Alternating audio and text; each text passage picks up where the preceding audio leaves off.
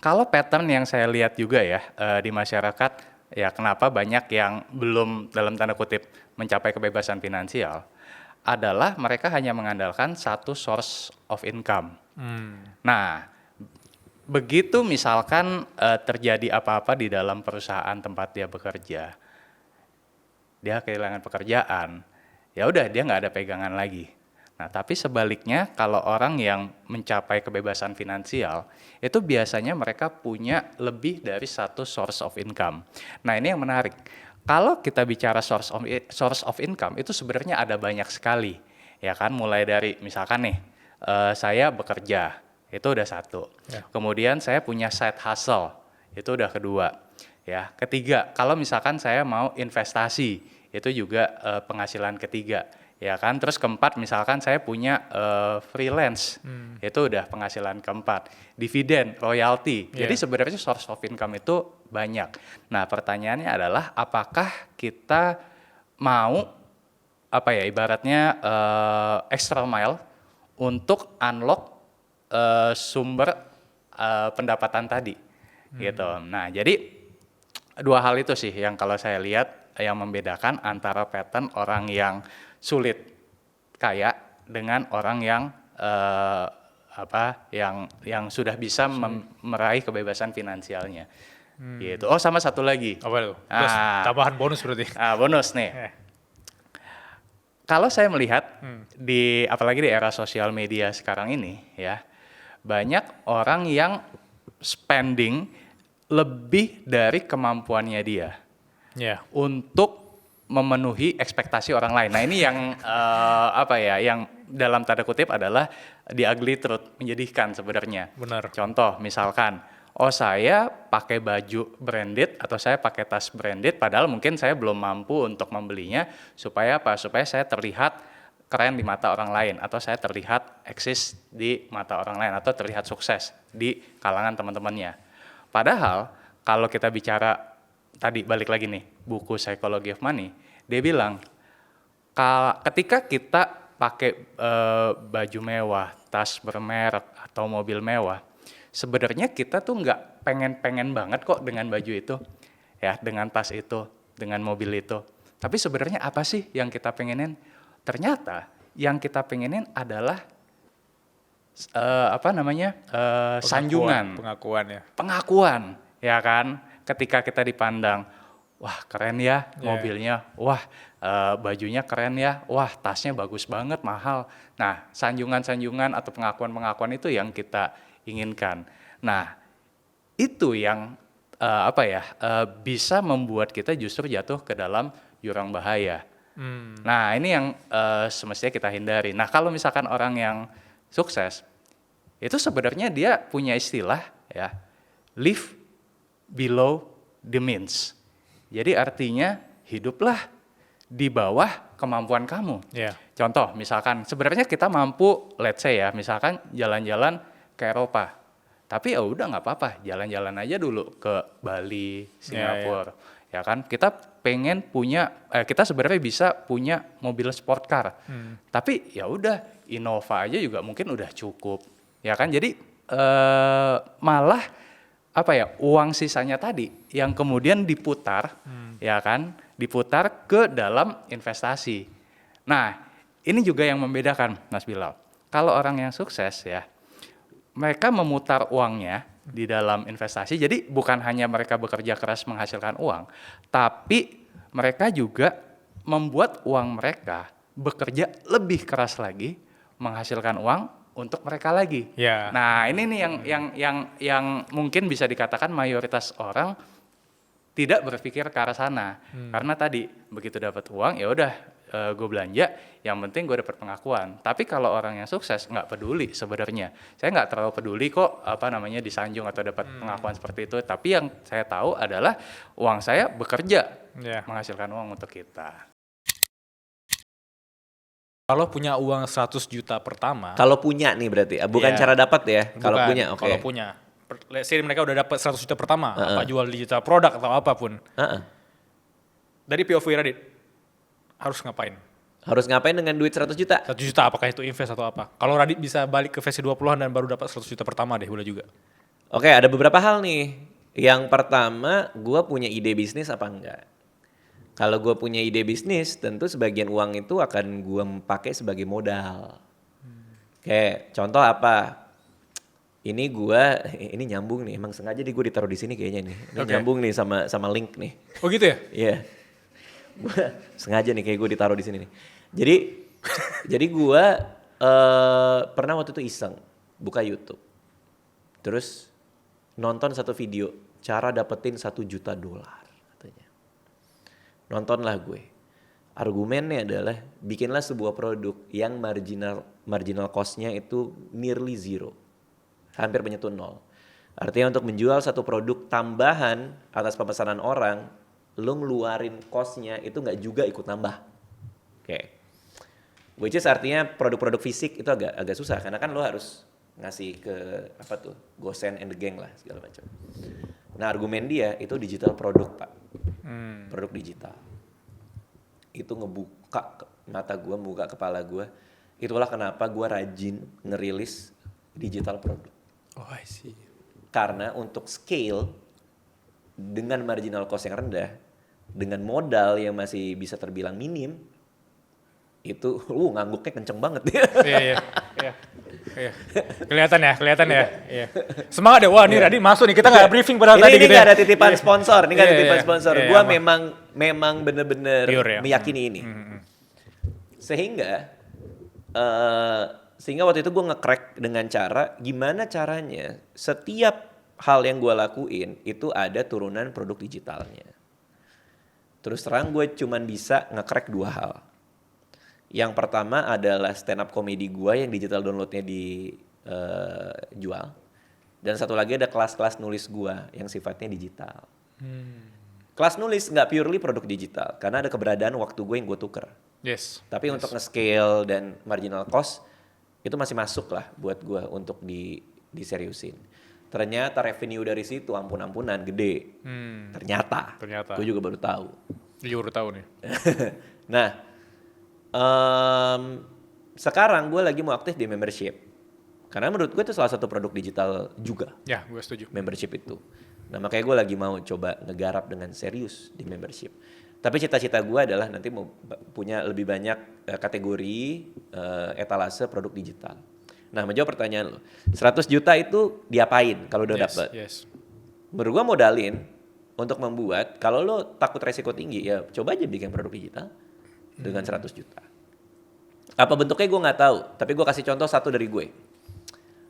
Gue spending hampir kalau gue hitung sekitar 10 juta sampai 12 juta mungkin ya. Kalau di total semua ya. Kelas-kelas cara bikin lagu. Itu gue belajar. Gue gak jago bikin lagu, bukan profesional. Tapi gue ikut kelas-kelas itu. Ada di studio $250. Ada di Udemy 300 ribuan. Udemy. Pokoknya gue beli, belajar. Dan gue bikin lagu. Dan gue berdapat laporan royalti dari DSP gue. Nah itu akhirnya dapat duit dari situ. Artinya duit 100 juta bisa lo pakai buat modal yang kayak gitu-gitu. Modal membekali diri lo untuk membuat produk-produk digital yang cocok dan sesuai passion lo gitu.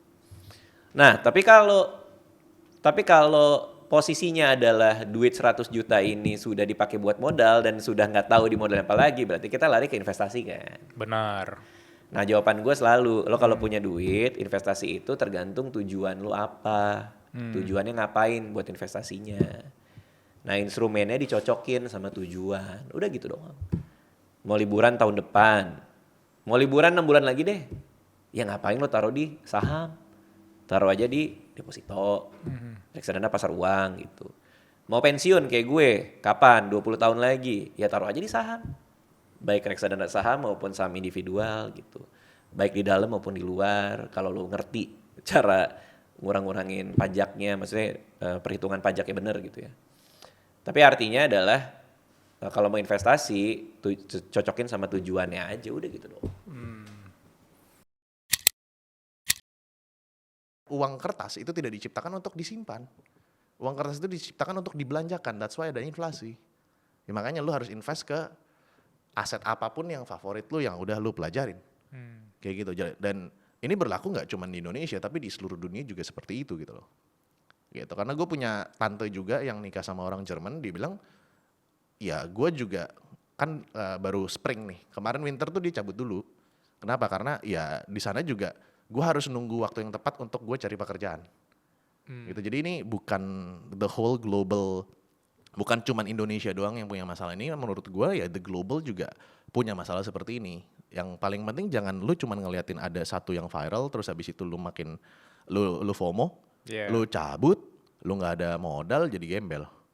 Itu sih yang gue lihat ya, kayak ada di media dikit langsung pergi.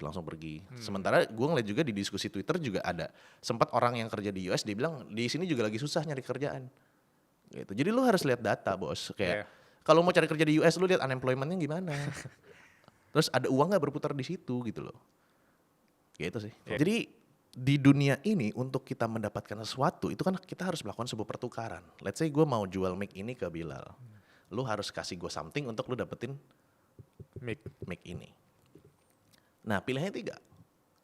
1, lu pakai fiat currency. Yang kedua, which is ini nggak boleh ya kalau di Indonesia kan harus transaksi lewat rupiah. Tapi kalau di luar orang bisa change dengan cryptocurrency. Nah sama ada orang yang lupa yang 3 ini. Yaitu social currency. Yang dimana orang percaya sama lu karena lu tuh punya, kita bilangnya personal brand di lingkungan sosial lu. Rasanya gini, kita udah kenal, udah ngobrol, lu udah enak, lu udah tahu konten gue dan lain-lainnya. Let's say sesimpel, Lal, gue mau ngutang sama lu 100 juta dong, Lal. Karena gue mau lakukan ini. Lu kemungkinan kasih nggak? Kasih. Karena lu tahu gue punya segitu banyak followers, ada akun segitu, nggak mungkin si Bang Ogut ini bakalan ngeciak tuh bahasa Chinese, makan gue, curangin gue. Karena resiko dia untuk mencurangi gue cuma 100 juta, dengan dia harus namanya hancur di sosial media, itu nggak berbanding sama. Ya kan? Sekarang bayangin kalau misalnya lu orang random, di Instagram, fotonya itu kosong, minjem 100 juta ke lu. Followernya 5, followingnya 2.000 ya? Followingnya 2.000 ya kan. Abis itu postingannya dilihat, itu tuh yang ngata-ngatain orang. Nggak mau kan? Nah itulah social currency. Dan ini gue sadar bahwa, kapannya gue sadar setelah gue itu udah mulai jadi content creator. It's so easy if you have a lot of followers to DM orang. And it's so easy kalau misalnya lu udah punya centang biru, lu DM orang, lu langsung dibales. Orang mau ketemu sama lo. Dari social currency. Jadi social currency itu adalah something yang tidak berbentuk dengan uang, tidak berbentuk dengan currency, mau kripto atau apapun itu, yang lu bisa gunakan untuk lu mendapatkan sesuatu. Baik itu uang lagi untuk investment dan lain-lainnya. Atau pinjaman gitu ya. Bukan berarti gue nyuruh lu minjem duit setelah punya followers banyak, jangan gitu. 1, kedua kepercayaan dari orang, dan yang ketiga adalah network. Itu social currency. Karena kalau misalnya dipecah lagi, ini teori buatan gua ala-ala ya. Social currency itu terdiri dari 3, bro. Yang pertama adalah akses, respect, akses sama money. Ya. Kalau lu udah punya social currency, which is zaman sekarang, social currency itu dihitung dari berapa attention yang lu punya. Kan si Agus kan sering ngomongin tentang attention kan. Ya kita lihatnya adalah followers, audience lo, konten-konten lo. Jadi nggak cuma followers banyak doang, tapi ngeliat konten lo gimana, engagement orang seperti apa, lu ngajarinya seperti apa, lu akan dapat respect di situ. Once you dapat respect, lu akan dapetin akses lu lebih kebuka. Kita waktu kecil kalau nangis diajarinnya apa? Didistraksi dong. Beli permen yuk, beli es krim yuk. Ya gimana sekarang kalau sedih kita nggak mendistraksi juga? Sekarang kita sedih dikit, yaudah yuk makan all you can eat yuk. Yaudah aku sedih banget lagi dimarahin bos di kantor. Kita harus makan enak malam ini ya kan? Selalu mendistraksi perasaan-perasaan itu. Nah itu yang diajarin ke anak duluan. Bagaimana perasaan itu diterima, bukan didistraksi. Itu udah pelajaran financial planning yang pertama, regulasi emosi. Kemudian pas anaknya mulai kenal angka, barulah diajarin. Dan diajarin ini bukan nabung, tapi belanja. Banyak orang dewasa tuh gak bisa belanja. Belanjanya ya murah-murah aja tapi rusak-rusak terus. Karena dari kecil diajarinnya kalau beli barang tuh jangan mahal-mahal. Oke, ya kan? Tapi jadinya tuh dia beli yang murah-murah terus karena kayak sayang mahal, rusak gitu. Padahal kalau beli satu kali agak mahal aja awet tuh 5-10 tahun gitu. Nah itu kan mengajari caranya berbelanja tuh penting banget. Jadi step pertama itu ngajarin anak belanja. Caranya ketika anaknya udah tahu angka, anakku udah tahu angka tuh umur 5 tahun. Jadi dia tahu 5 lebih besar daripada 6 gitu ya. Uang lebaran aku cashin, terus aku tulis di amplopnya misalnya 500.000 gitu. Terus aku bilang sama dia, kamu punya uangnya 5. Kamu tidak bisa beli sesuatu yang harganya lebih dari 5. Masuklah dia ke toko mainan, berarti dia tahu nih, oh aku cuma beli yang bisa harganya 100.000 gitu kan, yang di bawah 5. Itu ngajarin caranya belanja. Dengan sendirinya ketika dia pengen barang yang lebih mahal daripada 5, dia jadi tahu, berarti aku harus tunggu lagi ya Bu, kapan aku dapat uang lagi ya? Oh aku dapat uang lagi biasanya pas ulang tahun. Karena adik aku suka transfer uang gitu kan kalau ulang tahun. Berarti aku harus tunggu lagi. Dengan sendirinya nabungnya dapat. Karena dia tahu aku harus nunggu nih sampai punya uang lagi saat aku nggak punya uang. Anak kecil kan nggak kepikiran ngutang ya, nggak kepikiran untuk dari mana nih aku dapat uang, atau enggak ada anak-anak yang jadinya gimana sih biar aku bisa cari uang, jadinya kepikiran untuk menghasilkan uang. Jadi step berbelanja itu paling penting. Dan kalau anak zaman sekarang diajarin belanja online, karena ternyata kalau nggak diajarin gak make sense. Dia pengen beli cicak-cicakan karet, harganya 10.000, ongkirnya 25.000, terus dia kayak nggak apa-apa, totalnya 35.000, kan nggak make sense ya. Bener-bener. Nah itu diajarin juga tuh bahwa nggak masuk akal kalau kamu gini-gini, maka kamu cari gimana caranya biar termurah, biar apa itu ternyata harus diajarin juga. Jadi aku ajarin juga belanja online. Dan yang paling penting sebagai orang tua adalah jangan menganggap perbelanjaan anak sebagai tidak penting. Itu bantu mereka untuk mengambil keputusan. Barang pertama yang dibeli online oleh anakku adalah kursi bakso. Oke, random banget. Karena di rumahku kursinya kayak gini ini, Oke. nggak boleh dinaikin kan. Dia di bagian bawahnya ada tulisan nggak boleh dinaikin ya, terlalu ringkih gitu. Nah terus dia kayak, oh mau boleh naikin kursi, maka aku mau beli kursi. Jadi dia pakai uang lebaran, dia beli kursi besi, bener-bener yang buat makan bakso. Iya, tahu. Tapi apakah kemudian aku kayak apaan sih, nggak penting banget? Ya enggak dong, penting buatku beda dengan penting bagi dia gitu. Buat dia itu penting banget, dia pengen naikin kursinya. Kalau buatku itu nggak penting. Nah itu juga pelajaran bahwa penting bagi setiap orang tuh beda-beda. Makanya ke temen kamu juga jangan kayak nggak penting banget sih lo beli itu. Ya menurut gua penting gitu kan. Ini even ke anak ya? Ini ke anak pun sama dong. Kita kan bete dong kalau orang tua kita tiba-tiba kayak kamu ngapain sih beli tas mulu, nggak penting. Penting buatku loh Bu. Kalau buat ibu nggak penting, that's okay gitu. Sama suami juga sama. Ini banyak banget nih pasangan-pasangan yang ngerecokin perbelanjaan pasangannya. Ngapain sih kamu beli jok motor mulu, apa bisa diganti-ganti 3 biji gitu. Ya penting buat dia gitu, penting buat suami beda dengan penting buat istri. Kalau buat istri pentingnya beli lipstik sama 5 warnanya nggak ada bedanya, ya kan berarti penting buatku gitu. Nah ini juga jadi pelajaran bahwa penting buat suamimu beda dengan penting buatmu, penting buat anakmu beda dengan penting buatmu gitu. Jadi dipisahkan kepentingan masing-masing, gak usah ngerecokin kadar kepentingan masing-masing orang. Kalau aku sama suamiku jadi pakai uang jajan aja, dia punya uang jajan bebas. Dia mau beli helm 5 biji, aku nggak ikut campur. Anakku mau beli apa terserah, asalkan ya udah semuanya within the budget gitu. Profit and loss, P&L. Intinya adalah jangan sampai omset yang masuk ke kalian. Kalian nggak ngelihat gini. Pertama kalian harus bisa ngerti bedanya antara omset, profit, sama cash flow. Omset itu orang beli barang kalian, profit itu adalah omset dikurangin semua cost, cash flow itu adalah uang yang masuk ke rekening kalian. Kalau profit kalian tinggi tapi piutangnya banyak, gak ada uang masuk, mati juga. Yep. Jadi kalian harus ngerti bedanya omset, profit, and cash flow. Yang kedua, kalian harus ngerti namanya Customer Acquisition Cost, CAC.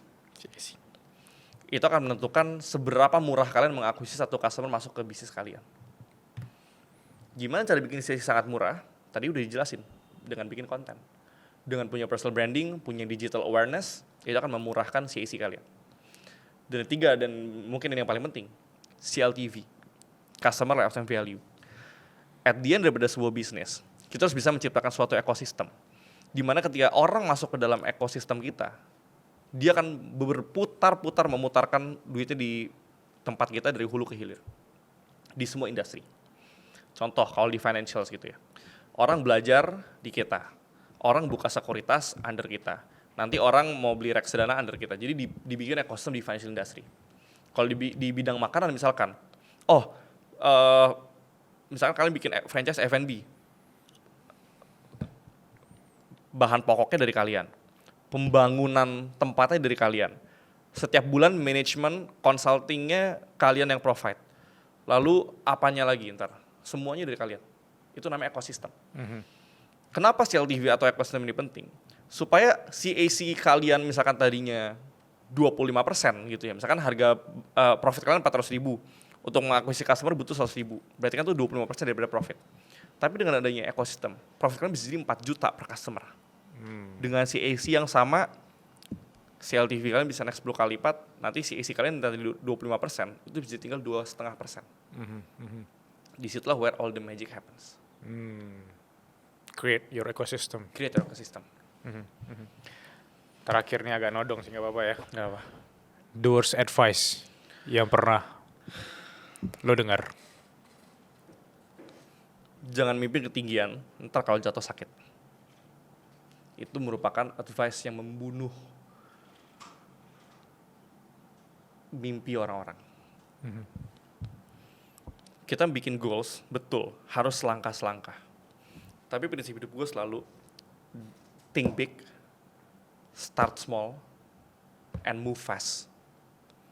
Mimpi dan berpikir itu harus besar, harus tinggi. Tapi bertindak itu harus mulai dari langkah yang sekecil-kecilnya. Dan ketika kalian masih kecil, apa keunggulan dibanding orang-orang besar, korporasi-korporasi? Kita bisa bergerak dengan cepat. Artinya apa?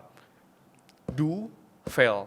Do again, fail again. Do better, fail better. Kunci adalah di iterasi.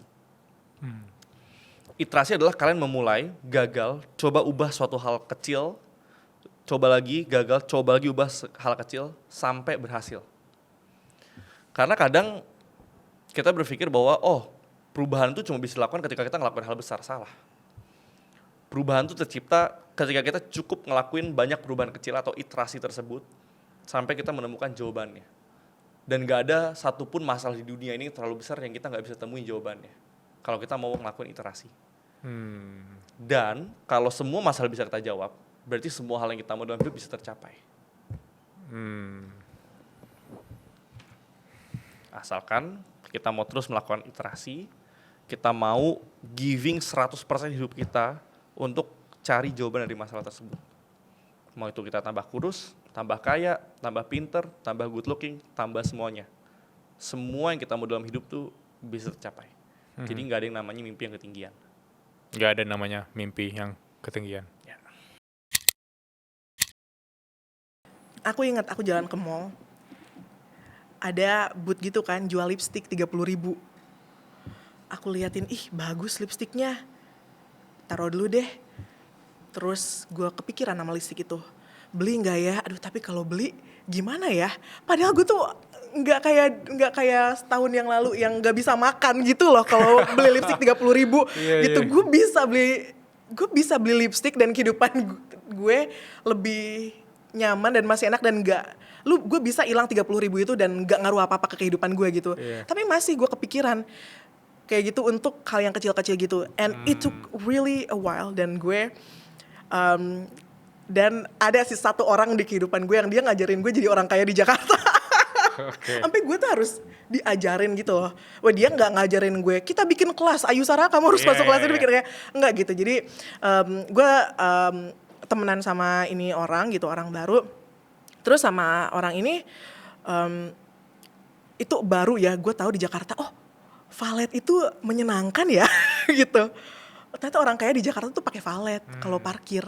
Enak ya, nggak usah ke parkiran gitu. Ternyata ini bisa disensor ya. Ternyata Silverbird itu nggak mahal kok, itu worth it. Kalau hujan daripada nyari taksi, Silverbird aja. Kayak gitu. Terus apa lagi yang diajarin ke gue ya? Gue tuh diajarin bahwa gini ya jadi orang kaya di Jakarta itu gitu. It took a while sampai gue merasa nggak bersalah kalau mau beli bedak 50.000. It took really long while. Gitu. Jadi itu tuh harus ada yang nge-mentorin gue jadi orang kaya. Yap. Itu aku setuju banget. Iya. Sebagai perintis itu sangat relate. Iya, lu diajarin juga sama teman lo. Justru sama partner aku. Gimana? Misalnya aku ke mall kan. Ada sepatu yang aku udah suka banget gitu. Ini lebih tepatnya ketika 3 tahun lalu masih merintis ke Jakarta gitu. Udah sepatu, let's say harganya sepatunya di 1,5 ya. Tapi aku udah suka banget dan uangnya ada gitu. Tapi aku bilang sama dia, kayak tadi aku lihat di e-commerce kayaknya 1,1 deh. Balik ke e-commerce aja, ngapain dibeli di sini gitu. Dan tokonya juga sama gitu, ada diskon juga. Nah, tapi semakin kesini aku mikir, dan semakin berjalan waktu aku Kayak aku lupa effortnya ketika harus nunggu sepatunya 5 hari. Aku lupa ternyata ke mall itu aku udah habisin biaya transportasi. Kenapa nggak beli langsung? Aku lupa rasanya ketika ngetes atau ngecoba langsung sepatu itu enak banget gitu ya. Yeah. Aku tidak tahu risiko bahwa ketika sampai bisa aja sepatunya kesempitan gitu. Exactly. Nah itu tuh aku dapat dari panan aku dan menurut aku tuh gak semua dari kita beruntung untuk bisa punya orang seperti itu. Mungkin kalian beruntung bisa nonton podcast ini, kalian dengar Hilal dan Sarah. Dan itu relate bagi teman-teman perintis. Jangan mengaku perintis kalau tidak pernah ngerasain hal itu. Iya, harus diajarin loh. Nah, teman-teman perintis lo harus diajarin, nggak harus diajarin kayak nongkrong di mana. Lu bisa nongkrong di sini loh dan masih baik-baik aja. Kayak gitu kayak itu mind blowing sih. Terima kasih temanku. Yang tapi untungnya gue ngerasa sih gue bersyukur dilahirkan dari perintis karena jiwa-jiwa bisa hidup di mana aja dan tahan banting itu penting banget sih gitu. Jadi kalau harus downgrade kehidupan pun gue masih bisa gitu. Gue tahu gue bisa survive di situ kayak gitu, dan gak semua orang pewaris gitu ya mungkin punya privilege juga kayak kita. Kalau misalkan things got wrong, kita kehilangan sekarang, kita bisa kok hidup humble, iya nggak sih? Lo ngerasa kayak gitu juga nggak sih? Bener-bener. Kita bisa menyesuaikan di kondisi manapun. Dan itu privilege yang didapat seorang perintis. Iya. Sebenarnya ada privilege nggak sih dari keluarga lu yang support, kayak misalnya kakak lu atau orang tua lu yang lu harus belajar ini, ntar lu 18 harus segini, ada gitu nggak sih? Ada privilege itu? Sebenarnya kalau ditanya ada atau nggak ada, tapi bukan dalam bentuk uang. Ya, tapi dalam bentuk kayak, jadi dulu gue kenapa invest ke saham karena diminta ke ortu.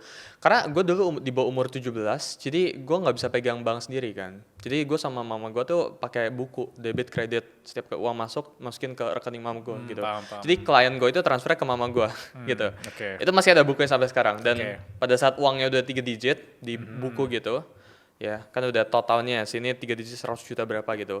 Ini disuruh, ini uangnya kebanyakan. Ada opportunity cost kalau nggak diputar. Jadi gue putar ke saham, dan kebetulan pas itu ya semuanya nge-crash. Lu beli apapun pasti untung lah. Lu sebego apapun pas market crash semuanya turun 20%, recover V-shape ke atas, itu lu untung gitu. Jadi V-shape kan naik lagi kan gitu. Gitu. Berarti dari orang tua juga masih main juga sekarang? Kalau mama iya. Mama oke. Nah itu maksud gue, semua orang kan mikir, kenapa 18 tahun segala macam. Maksudnya orang mikir privilege itu cuma bentuk dibondalin orang tua. Menurut gue privilege itu juga ilmu yang orang tua tanamkan ke anaknya.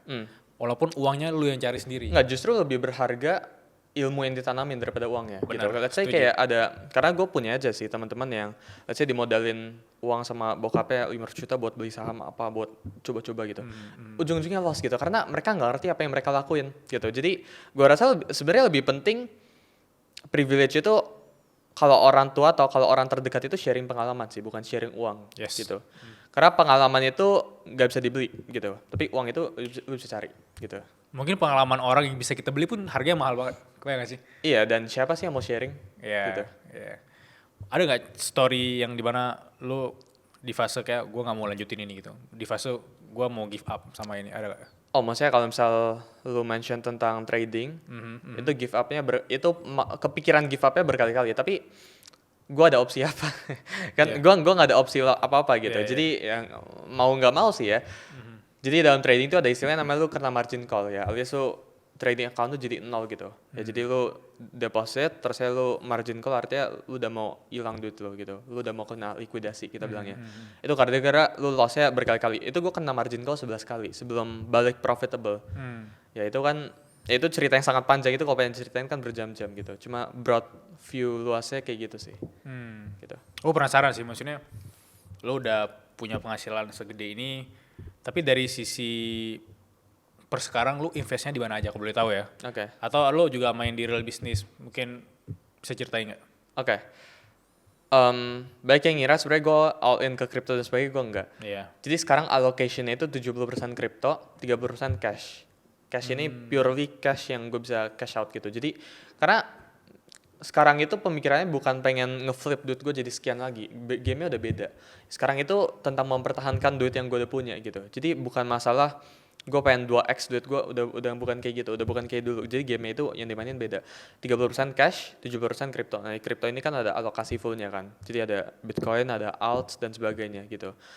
Kedepannya mungkin tahun depan bakalan masuk ke stocks, IDX stocks mungkin atau ya stocks tergantung market conditions sih. Cuma buat sekarang kayak gitu. Gue itu YPC yang penting cuan ya. Jadi lu kalau momentum yang ada di crypto, gue ke crypto. Kalau momentum yang ada di ya commodities ya gue ke commodities gitu. Jadi dan sebagainya lah gitu. Kayak contohnya gold ini all time high kan. Lihat emas all time high 25% per tahun ini kalau invest. Jadi fun fact kalau lu invest ke emas awal tahun ini sama lu invest ke Bitcoin, lu lebih cuan invest ke emas. Yes. Ya Bitcoin itu minus 10%, emas itu plus 25%. Ya, apakah gue ada trading gold? Ada gitu kan. Jadi ya kalau lu tanya ya apa ya, gue nggak mendewa-dewakan satu aset sih, gue keep switching gitu. Yang ada cuan ya gue dalamin. Kan ujung-ujungnya broad kan, financial market yang penting gitu. Dengan lu punya banyak itu tapi lu nggak coba tuh kayak real bisnis kayak apa, kayak F&B atau apa sekarang? Ya kedepannya akan sih ya, cuma kedepannya akan untuk sebenarnya bukan untuk real cari cash flow ya, tapi untuk belajar gitu. Karena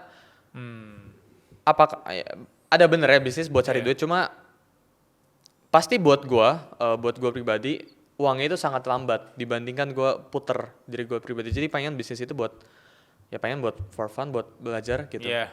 Jadi lu puter dulu yang cepat sekarang. Iya. Mungkin kemudian ada kesempatan di depan, mungkin lu mau coba untuk kayak lu mempelajari bisnis apa nih, marketing apa gitu ya. Iya, gitu. Dana darurat itu harus selalu jadi nomor 1. Yes. Dan ini penelitiannya udah banyak. If you have enough cash, you will be able to make decisions logically. Artinya, orang yang memiliki kas cukup, artinya nggak berlebih loh, dia akan cenderung mampu mengambil keputusan secara logis dan terstruktur. Tanpa ada tekanan dari mindset keuangan Exactly. tadi. Pertanyaannya jumlahnya berapa? Penelitian terakhir di tahun ini oleh Vanguard dari Amerika Serikat, ekivalen 2.000 US dollar. Artinya sekitar 30 juta rupiah kalau di Indonesia kan. Tapi kan itu secara umum ya. Menurut aku nanti harus disesuaikan lagi dengan kita tinggalnya di kota apa dan sebagainya. Benar. Tapi ini tuh sebenarnya cash buffer bill yang memang harus ada dalam bentuk cash, bukan cash ekivalen. Cash ekivalen tuh kayak misalnya emas atau apalah gitu-gitu, liquid asset. Enggak, ini cash. Whenever you have that, percaya sama aku, itu berdasarkan penelitian dibilang bahwa pertama kamu bisa mengambil keputusan lebih terstruktur, kedua kamu mengurangi bengong-bengong mikirin duit itu 2 jam dalam seminggu. Oke. Ternyata kita tuh sering bengong mikirin duit loh. Kayak misalnya kita kayak apa ya, mendingan ini ngapain ya gitu. Itu ternyata bisa dikurangin sampai 2 jam seminggu. Artinya lo bisa lebih produktif atau lo mau ngapain kayak nonton kayak whatever di tempat lain gitu loh. Menarik ya. Ya kan? Artinya ini mesti dikejar. Walaupun orang bilang prakteknya susah, ya praktek ya gimana kamu lah. Tetapi kan ini teorinya nih. Aku mau kasih tahu apa yang baik gitu loh. Seperti orang ngomong, dewasa itu tidur harus 8 jam sehari, pernah denger gitu nggak? Iya, sering. Prakteknya emang orang beneran 8 jam. Enggak Biasanya juga kan? 6 jam lah ya. Ya kan? Artinya jangan karena kita nggak bisa ngerjain teorinya, kita langsung bilang itu salah. Enggak, itu tetap benar. Tapi mungkin kita susah aja ngejalaninnya. Nomor 1 itu dana darurat. Nomor 2, Dan darurat, oke. yes, itu yang pertama. Nomor 2 itu sebenarnya adalah tempat tinggal. Oke, aku nebaknya tadi asuransi. No, Oke. tempat tinggal. Tempat tinggal, alright. Karena tempat tinggal itu kan kebutuhan dasar manusia. Terlepas kamu mau ngontrak, kamu mau punya sendiri, terserah deh. Tapi kalau kamu mau ngontrak, kamu harus punya uang buat ngontrak sampai usia berapa. Jadi nggak berdasarkan, oh ya gaji gue segini gue ngontrak beginilah. Dan kalau emang udah ada gaji segini, kita tuh juga tahu bahwa kita tuh mampunya ngontraknya di kontrakan yang harganya berapa. Bukan yang gue pokoknya maunya kamar mandi dalam, maunya gini apa segala macam. Ya tetap disesuaikan dengan penghasilan kita. Yep. Nomor 3, itu pada saat kita udah menikah, itu berarti dana membesarkan anak. Jadi ada masuk nih tiba-tiba. Tapi kalau kita belum menikah itu nggak masuk. Nah, dari dana membesarkan anak ini, baru yang terakhir itu adalah dana pensiun. Jadi 4 ini nih sebenarnya. Dana darurat, tempat tinggal kita, kalau sampai udah nikah dan punya anak berarti ada anak nih masuk membesarkan anak, terakhir adalah dana pensiun. Nah, dana darurat ini kadang bergabung dengan asuransi. Karena ada orang-orang yang kesulitan misalnya untuk ngumpulin cash sebanyak itu atau dana darurat sebanyak itu, solusinya mungkin ya udah beli asuransi kesehatan, kamu bayar premi segini, jadi kalau sampai karena sakit bisa digantiin lah. Tapi 4 ini tuh checklist yang setiap orang tuh harusnya akan kejadian gitu loh bilang. Nah, di luar itu gue sukanya experience, gue sukanya ini, gue sukanya itu, selalah bebas. Kemarin nih aku waktu seminar nih, aku cerita dikit ya. Waktu seminar ada Gen Z nanya sama aku. Karena di seminar itu tuh pesertanya dari Gen Z sampai udah mau pensiun. Waduh, kalau udah dapat peserta yang terlalu range jauh gitu tuh kayak oke deh gitu kan. Nah, terus dia nanya gini, boleh gak sih Mbak Prita kalau aku kan Gen Z nih, umur baru 25 tahun. Boleh gak kalau aku gak mikirin pensiun sekarang, jadi aku 2 tahun ini aku mau happy-happy aja, menyenangkan diriku sendiri dan lalalalalalala. Lalu nanti 2 tahun lagi baru aku mikirin pensiun. Aku bilang sama dia, aku tanya balik, terus kamu kalau kamu mau save atau invest, kamu save atau investnya buat apa? Ya gak tahu sih, pokoknya yang penting punya tabungan aja. Gak bisa, aku bilang gitu. Itu kesalahan Gen Z adalah kamu ngumpulin uang tanpa tahu buat apa uangnya. Itu salah besar. Dan aku akhirnya kasih tuh si 4 checklist itu. Aku tanya sama dia, dari 4 ini kamu yang belum punya yang mana? Ternyata belum punya semua. Akhirnya aku bilang, ya jelas lah berarti kamu dana darurat kan? Jadi kamu udah jelas sekarang, kamu nabung buat apa? Dana darurat. Pada saat kamu tahu kamu nabung buat dana darurat, apa impactnya? Kamu tahu persis kamu nabungnya di mana. Ini sebenarnya nggak jokes, tapi it happens between women kalau misalnya lagi ngomongin e-commerce. Pay letterin aja Put, gampang, bebas ongkir. That's aku pikir itu bercanda ya, tapi ternyata setelah aku alami kok ini banyak ya teman-teman yang pas belanja pakai pay letter karena kemudahan transaksi. Dan itu membuat akhirnya kejebak. Gitu, kejebak, bukan karena mereka nggak punya duit buat bayar pay letter ya, tapi lupa ya punya pay letter, akhirnya kayak yang tadi cuma belanja 500.000 jadi 800.000 karena dia lupa bayar gitu. So dari hal-hal kecil seperti itu, jadi aku ngebiasain ya udah kalau aku belanja emang aku pakai duit ya udah virtual account, karena aku pakai duit yang ada di di account aku sendiri, nggak pakai hal-hal yang walaupun mempermudah kayak pay letter gitu, aku nggak pakai gitu. Mungkin itu bukan advice, tapi ini kepikiran karena terjadi di lingkungan itu. Sometimes cewek-cewek itu kan pengennya tinggal klik-klik selesai gitu kan, dan pay letter itu kan memfasilitasi itu. So ya itu menurut aku jadi worst advice, walaupun lucu-lucuan, cuma kayak tiba-tiba kayak gila ya nih ternyata banyak temen gue yang kayak gini gitu. Sesuatu yang mudah bisa jadi ada resiko di baliknya. Betul. Kalau Mas Tommy? Kalau worst advice jujur agak banyak ya, ada beberapa ya. Udah kita lempar ya semua. Cuman mungkin ada satu yang sepertinya itu agak common ya, atau agak umum kalau yang saya suka dengar gitu kan, especially mungkin dari teman-teman saya, atau bisa saya kasih financial planning ke universitas dan lain-lain gitu kan, atau staff baru gitu kan. Pendapatan saya masih segini, nggak usah pikir investasi deh gitu kan. Nanti aja gitu kan, investasi nanti aja kalau gajinya udah tinggi. Udah gitu settle gitu ya. Memang itu kelihatannya nggak worst advice. Tapi sebenarnya menurut saya itu agak memberikan persediaan buruk gitu kan. Karena untuk investasi itu kan kita nge-build habit gitu kan. Dari kita nggak ada, dari kecil kita bikin habit, disiplin. Nanti pas duitnya ada, kita tuh terbangun habitnya sebenarnya, dan kita udah siap. Kadang tuh kalau yang saya suka lihat especially mungkin staff dari klien dan lain-lain, karena itu dia telat investasi, pas gajinya naik, pengeluarannya juga naik. Ujung-ujungnya pengeluaran naik, gajinya naik terus, pengeluaran naik terus, ya dia nggak investasi, akhirnya nggak mulai-mulai gitu kan. Jadi walaupun memang kelihatannya bukan worst ya, tapi itu yang paling saya sering lihat umum gitu kan. Jadi karena lifestyle inflation, ya pas gajinya naik, padahal kan pas awal dibilang kan, iya nanti investasi kalau nanti aja lah, nggak usah mikirin, nanti aja pas gajinya naik. Tapi pas gajinya naik, karena dia nggak terbiasa disiplin pas awal-awal untuk menyisihkan, lifestyle inflation yang nggak terkendali, ya nggak mulai juga sampai kapanpun itu gitu. Jadi walaupun bukan worst, tapi salah satu yang paling common sih kalau menurut saya sih, kalau saya sempat diskusi. Tadi katanya banyak, apa ada lagi? Itu kayak banyak ya.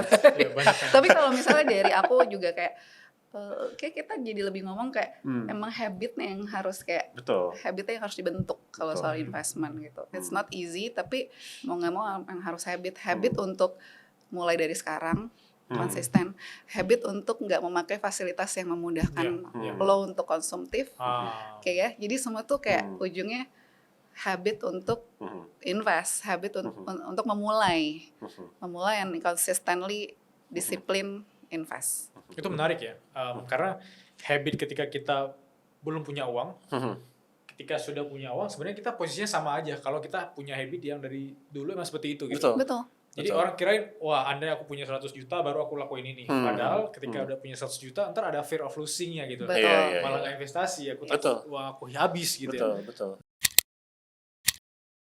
Kira-kira dari 20 tahun lebih pengalaman di dunia ini, Mas Nino ada nggak rahasia atau spill gitu untuk kita mencegah hal-hal yang tidak kita inginkan? Misalnya ada karakter ini bahaya nih, atau perusahaan ini ternyata nih mencurigakan. Kira-kira ada nggak yang bisa di-spill? Iya, kalau menurut saya ya, nomor 1, jangan titip dana. Titip dana, oke. Ya, itu sudah pasti red flag. Ya, jangan pernah menitipkan dana ke orang siapapun dia, apapun institusinya, apalagi ini yang non perbankan ya. Kalau kita nabung deposito kan lain cerita. Itu banyak ya di daerah-daerah gitu ya? Ini yang paling banyak. Jadi mereka itu mengaku trader jago lah, atau mereka punya konsep lah, atau mereka bakal ada koin baru yang mereka launch, tapi ini di kalangan lokal, di daerah-daerah gitu. Jangan mudah percaya, jangan titip dana. Kalaupun Anda mau terjun ke trading ataupun ke investasi, Anda harus tahu caranya sendiri, Anda pelajari sendiri. Nomor 1 red flag pertama buat saya, jangan titip dana. Ya, jangan titip dana ke siapapun dia. Nomor 2, cek legalitasnya. Ya, sudah ada OJK belum? Sudah ada izin dari Bapepti, sudah ada izin dari BI, ya. Ini kan basic. Kalau mereka belum punya izin dari regulator, tentunya beresiko. Ya. Itu 2. Yang ketiga, pakai akal sehat. Ini penting nih. Kadang-kadang banyak anak-anak muda nggak pakai akal sehat. Artinya akal sehat itu kalau keuntungan yang diberikan atau diiming-imingi itu terlalu berlebihan, yuk pakai akal sehat, masuk akal tidak bro gitu. Caranya bagaimana? Misalnya nih contoh, ada orang bilang, ya trading sama gua ya, titip tar 1 juta bisa jadi 10 juta dalam 1 bulan. Kalau lu sejago itu ya, kenapa nggak kerja sama Ibu Sri Mulyani aja gitu ya, bantu kita lagi untuk bayar utang negara gitu. Itu kan nggak masuk akal gitu. Apalagi tidak ada resikonya, misalnya dia jamin nggak ada resiko, gua jamin deh pokoknya bla bla bla gitu. Nah itu sih yang saya bilang oknum-oknum tadi. Ya, 3 itu tadi sih kalau menurut saya, Mas Bilal. Jangan titip dana, cek legalitas. Sama pakai akal sehat deh, masuk akal nggak penawaran yang di offering gitu. Tapi aku sering atau masih notice ya, beberapa teman-temanku di daerah itu sekarang sangat percaya sama social proof, kayak si A aja udah berhasil, si A kemarin ngajak si B udah berhasil, lah aku si C kenapa tidak ikut juga gitu. Nah di titik apa kita harus punya akal sehat tadi, misalnya harus sekritis apa gitu, karena kan orang-orang terdekat aja udah berhasil gitu Mas. Itu bahaya, misalnya kita harus ngapain gitu. Nah kembali lagi tadi masuk ke poin yang kedua. Jadi gini, sebenarnya modus yang seperti Mas Bilal tadi, bahwa menggunakan influencer atau menggunakan referral dari orang-orang terdekat kita untuk menggait banyak nasabah atau menggait member baru, itu kan yang disebut skema Ponzi tadi. Ya benar. Ya, jadi cara mencegahnya adalah ketika kita melihat nih sekeliling kita banyak yang ikut investasi, ya cek dulu mereka sudah punya izinnya belum dari OJK, sudah punya izinnya belum dari Bapepti, dan izinnya harus lengkap gitu. Apakah kalau enggak itu kan berarti, apalagi keuntungannya luar biasa ya, itu udah menurut saya juga udah tanda-tanda sih Mas Bilal. Biasanya itu tidak berakhir baik ya gitu. Setahun 2 tahun biasanya udah meledak. Banyak lah dari zaman dulu di Indonesia kan kita beberapa kali ada kasus money game yang akhirnya kejadian gitu ya. Mungkin koperasi yang terakhir juga banyak gitu. Jadi harus hati-hati banget sih. Keuntungan yang tidak wajar apalagi gitu. Dan yang paling penting memang literasi keuangannya dulu. Kita harus tahu kan, kita harus tahu apa itu saham, kita harus tahu apa itu obligasi, kita harus tahu apa itu trading. Sehingga ketika ada orang menawarkan sesuatu, kita bisa kritis. Oh lu dapat profitnya dari mana bro? Jelasin ke gua. Kalau dia nggak bisa jelasin, nah ini kan berarti udah red flag lagi gitu.